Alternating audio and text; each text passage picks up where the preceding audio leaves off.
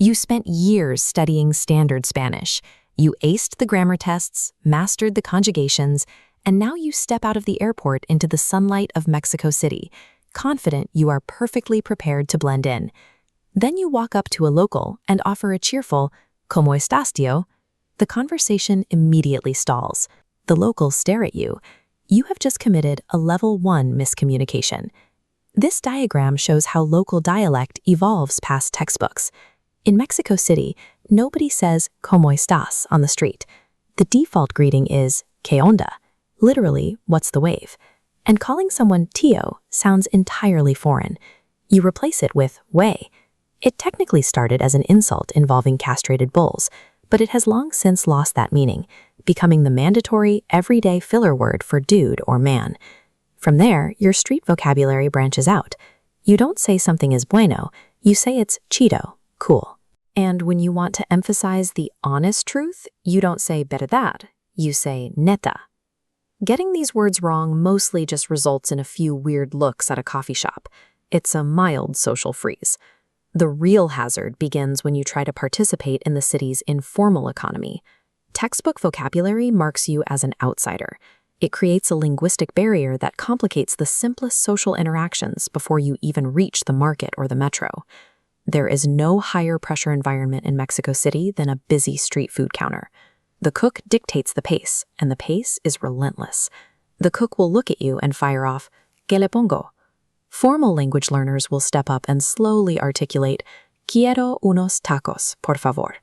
This well-intentioned politeness completely breaks the rhythm of the line. The linguistic rule of the taqueria is absolute efficiency. Drop the por favor, it slows things down. Just state your meat and your number directly. Dos de pastor, uno de suadero. When the cook immediately fires back with con todo, asking if you want cilantro and onions, the safest, most efficient response is al gusto. You are telling the chef to serve it exactly how they recommend it. In this setting, dropping your standard pleasantries isn't rude. Insisting on slow, textbook politeness when a dozen hungry locals are waiting behind you is the actual violation of etiquette. That need for local precision extends to the outdoor market, or tianguis. Here, using standard Spanish directly impacts your wallet.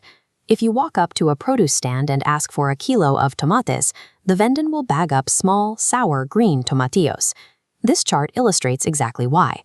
Standard Spanish uses tomate for the red fruit, but Mexico adopted the náhuatl word jitomate for red, leaving tomate for green ones. When paying, formal phrases signal extra money. Locals just ask, "¿A cómo?" and call money lana. Adopting these local market phrases allows you to negotiate effectively, blend into the crowd, and avoid paying the hidden tourist tax. At the end of a long day, you are tired.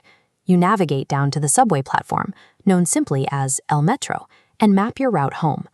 You realize you need to transfer to a surface street route.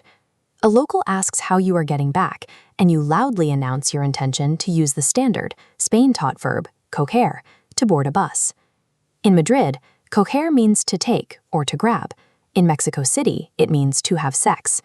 By announcing you are going to coger el camión, you have just told a crowd of commuters that you intend to have intimate relations with public transit. You will immediately hear locals muttering, "No manches," or the explicitly R-rated "no mames," in sheer disbelief.